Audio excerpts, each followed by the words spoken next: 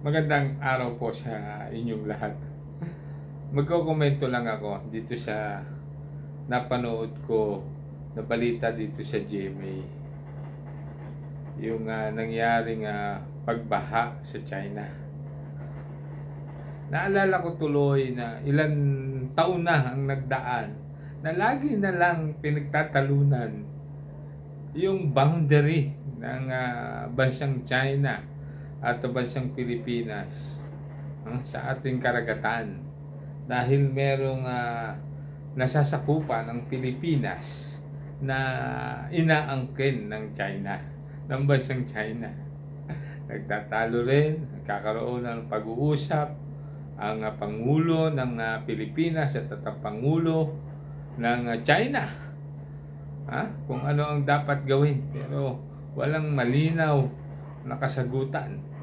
Dahil alam naman natin na ang karagatan na nasasakop ng Pilipinas ay merong naitatagong yaman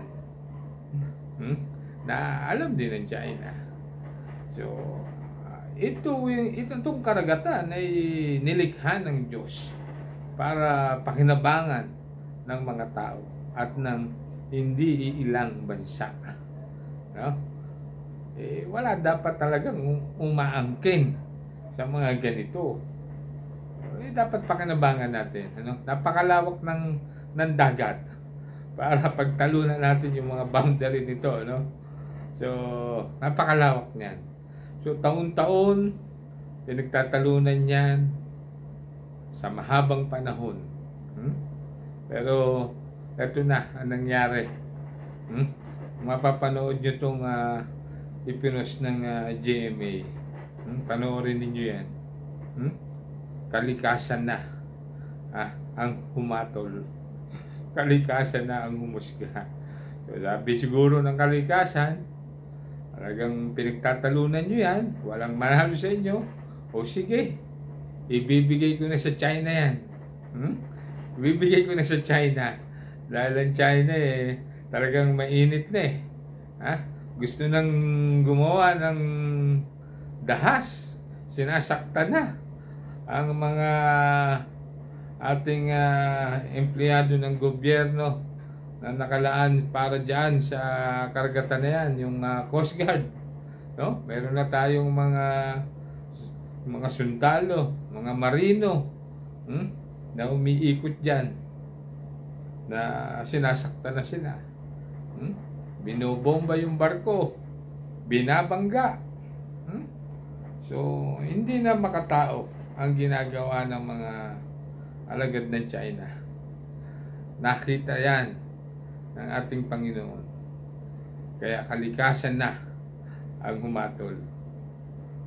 China, bibigay ko sa inyo yung karagatan. Ihahatid ko sa inyong bayan, sa inyong bansa.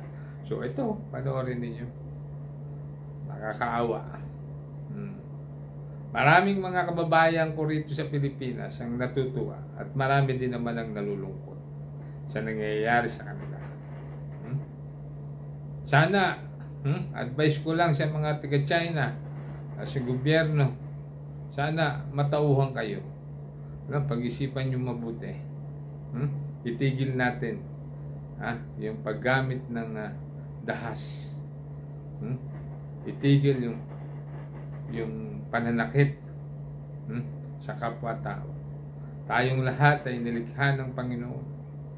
Wala tayong dapat pagtalunan dahil lahat naman tayo ay darating na kukunin tayo ni Lord sa tamang panahon. At may iwan natin lahat yan. Lalo na yung dagat na yan. Hindi dapat pinagtatalunan yan para sabihin kung sinong may-ari, kung anong bansa ang nakakasama. Tigil na natin yan. Sana maging aral sa inyo yung nangyari ito sa inyong bansa. God bless po sa inyong lahat.